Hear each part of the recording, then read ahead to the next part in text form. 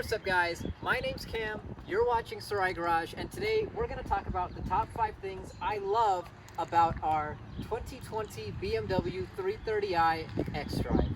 Let's get into it.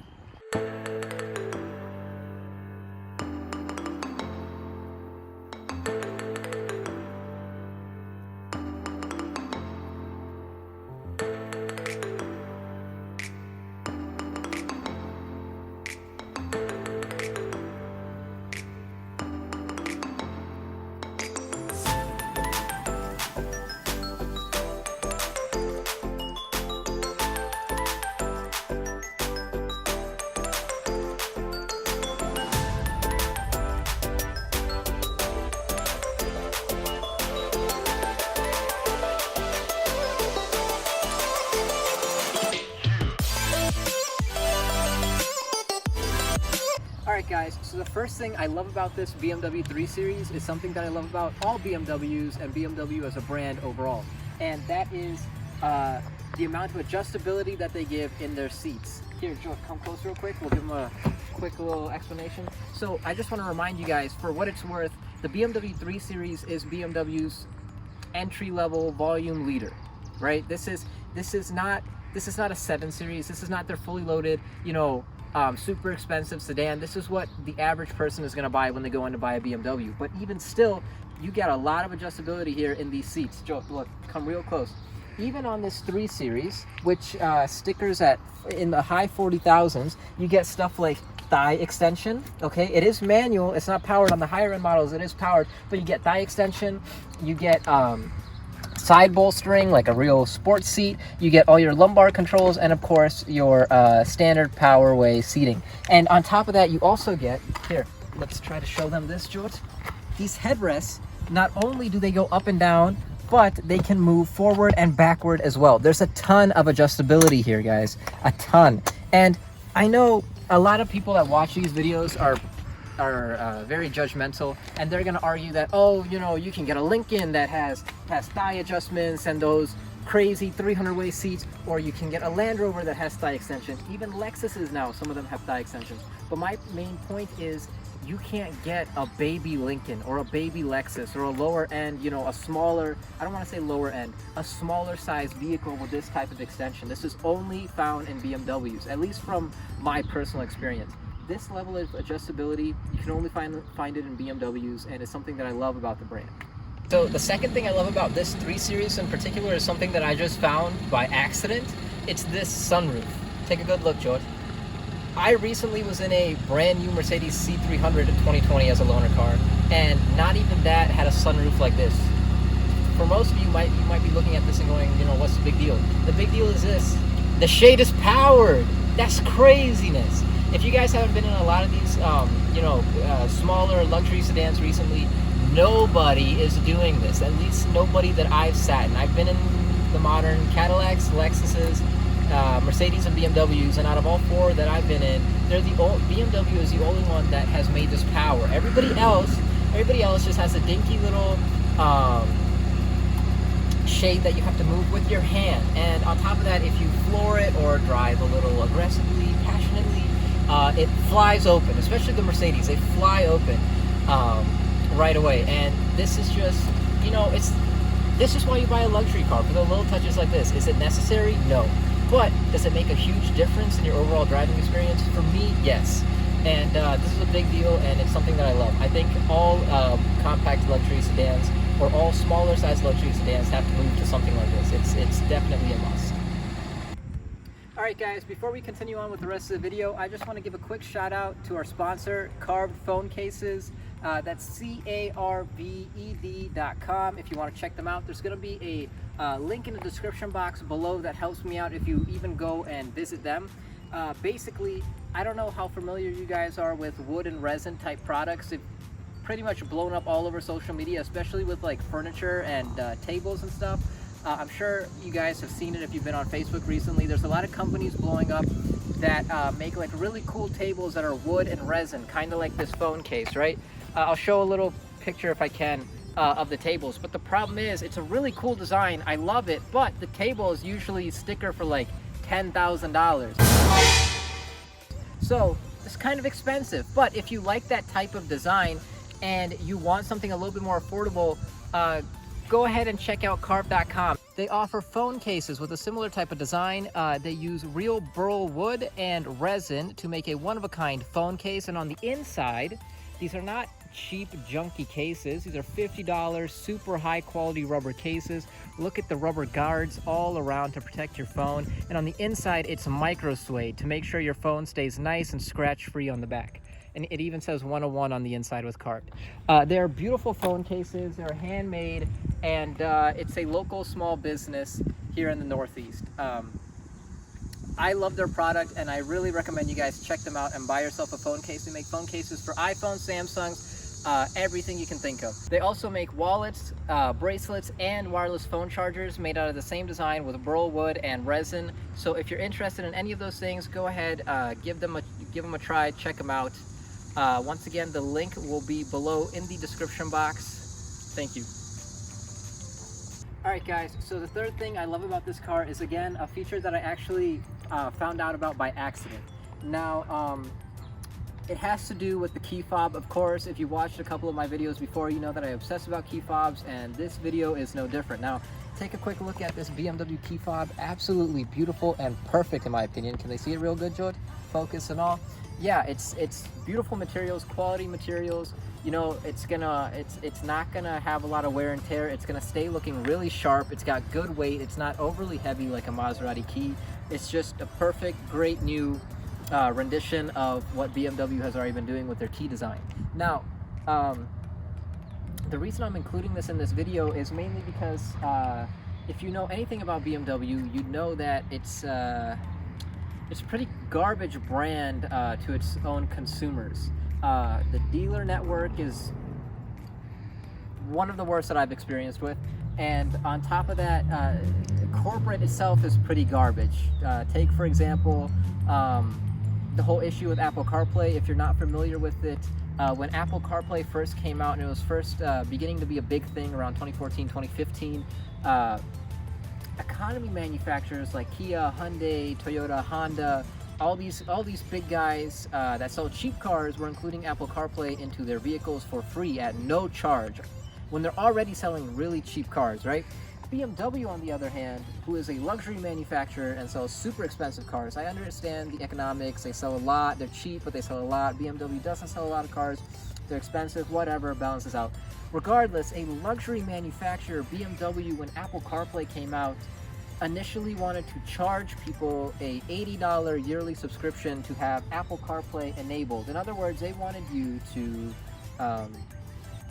pay $80 a year to project your phone screen onto your vehicle's navigation screen in your vehicle that you already paid for. That's pretty wild to me. So, you know, instead of getting maybe what would they get? $200 for charging Apple CarPlay as an option, they would get $80 a year, and this way, after what, 2.25 years, they'd get their money's worth. They'd break even, and then on top of that, they'd get a continuing stream of income from owner number 2, owner number 3, etc., for the life of the car. Because, you know, like, who's not going to get our Apple CarPlay, especially when you're driving a luxury sedan? What's the point? You know? Anyways, ranting a little bit. I'll just add to that real quick. On top of that, if you've been keeping up with car news, BMW is outdoing themselves as being a garbage manufacturer, and they're actually taking it one step further. They did start making Apple CarPlay free, and I believe they refunded everybody that paid for the subscription for the little bit that they had it. But now what they're trying to do is they're trying to make all the other options in this vehicle a subscription. No longer will you pay a flat fee when you order the car to have an option. For instance, this car is equipped with heated seats, $500 option, and a heated steering wheel. That's around $190 option, right? So $700 for heated seats and heated steering wheel for the life of the car. Now, instead, what they want to do is, it's still rumors speculating around, but I believe it's $15 a month to have heated seats working in your car. $15 a month, if my quick math serves me right, is around $180 a year. Almost $200 a year for heated seats. It's the same garbage business tactic that they were doing with their Apple CarPlay. In about 2.25 years, they break even, and then on top of that, you know, owner number 2, owner number 3, owner number 4, etc., for the life of the car. pays them for this, and it helps give them an extra stream of income. I just think that's really shady. That's really garbage. That's not what you're supposed to do. Me personally, any car brand that tries to do this junk, I know Tesla does it as well. I would never buy a car company like that. I'm not going to pay a subscription for heated seats or any other feature in my vehicle. Okay, that's ridiculous. But anyways, rant aside, because of BMW's reputation of being like that, that's why this feature blew me away. Now, this might be very crazy for Cadillac owners because they've been enjoying this for a long time, but for BMWs, this is the first time I personally have ever seen it. I'm sure, you know, keyboard warriors out there will be quick to say, blah, blah, blah, BMW had it first, and it's been out for so long, Cam, you're an idiot. But anyways, I think this is awesome. I did this by accident. So here's the key. You see the BMW logo. It serves as a lock, always been like that for years and years. If you press it twice and hold it, it auto starts. That's awesome. That's a really big deal. Especially, like I said, given BMW's reputation. And living in Ohio, this is a no-brainer, dude. This is a necessity living in Ohio. Sometimes it gets to like negative 20 degrees here with wind chill. Nobody wants to run outside to warm up their car when it's negative 20, believe me. So again, I know I ranted a little bit, but rant aside, this is an awesome feature, and this is the third thing I love about the BMW 3 Series.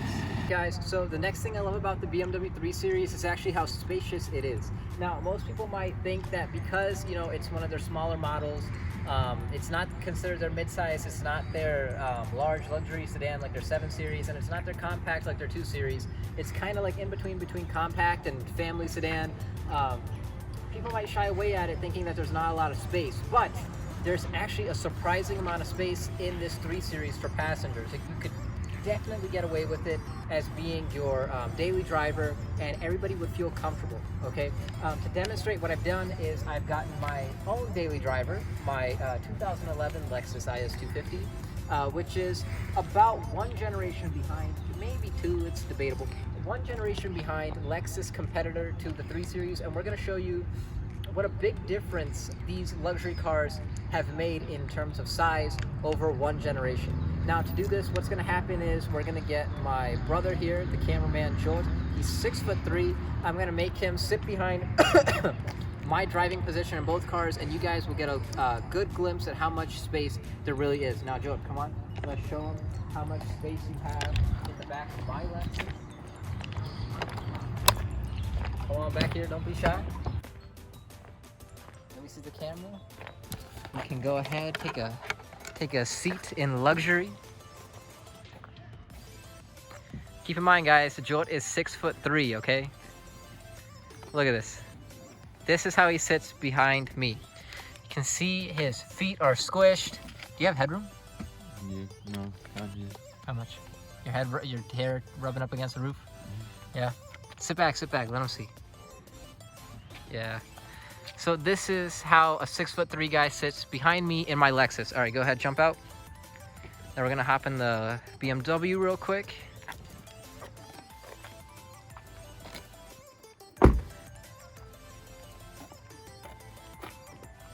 Oh, is it not unlocking? Here, I got the key in my pocket.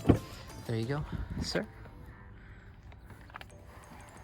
Again, this is my driving position, guys. Look at that space in the footwell. Am I right, Chod? You a lot more comfier back here? Mm-hmm. Here, put your head back. Let's see. Is it rubbing against the roof? No? It's a big difference, guys. It really is a huge difference, okay? And your passengers are gonna love you for it.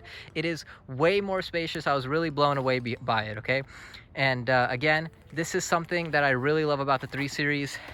It looks about the same size as my Lexus on the outside, but they've really managed the space excellently or beautifully on the inside. All right, guys, my biggest, most favorite feature about this car is the car in general. This is the first time, you know, this isn't the first time I've been driving around in a 3 Series, but I will say this is the first time I've driven around in a brand new 3 Series, okay? This car only has 3,000 miles, and for once in my life, I feel like I finally understand what all the critics talk about when they talk about BMW's handling and it being a super sports car and being a cut above, you know, the Mercedes C-Class and that kind of stuff. I will say this 3 Series, I don't know if it's because I've been driving around clapped out 3 Series before, like my friends' cars, okay, they've been pretty heavily used, 90,000 miles, 80,000 miles, around that range. You know, maybe the suspension components were out, but for this is brand spanking new, and let me tell you, okay, this thing corners like no other. It's like a slot car, okay? It's so even and so flat throughout the curves. I can't even explain. My brother just got a GTR, and I'm telling you, this thing is on par with that GTR, okay? I might be exaggerating it a little bit just because I'm a little excited being in the 3 Series, but man, does this car corner well, and man, is it a fun time, okay? Especially since it's so small. It's like a little go-kart that just has unlimited traction. I love it. So definitely the final thing that I love about this car, and definitely the best thing, my favorite feature about this car, is definitely how well it corners and how it drives. It is an absolute blast. Alright, well guys, that brings us to an end of the top 5 things I love about this car. Now of course, for any of those people watching, maybe they're thinking I didn't touch on the technology, how clear the backup camera is, the gimmicks like the, whatever BMW calls this, the LED curtain, all of these little gimmicks and designs.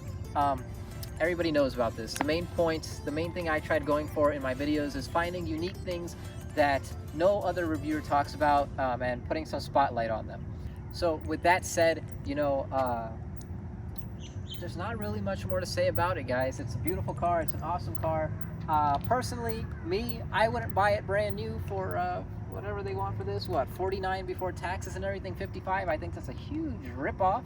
I was looking at Auto Trader before this video, and 3-year-old examples with around 30,000 miles are selling for about $17,000, 17 to 25. This 3-year-old with 30,000 miles. I think that's a heck of a steal. So if it was me, I would definitely buy it CPO'd or just private party used. But anyhow, whether you buy it new, lease it, whatever you do, it's an awesome car. Absolutely love it, and I hope you guys love this video as well. As always, don't forget to like, comment, and subscribe, and I'll see you guys next video.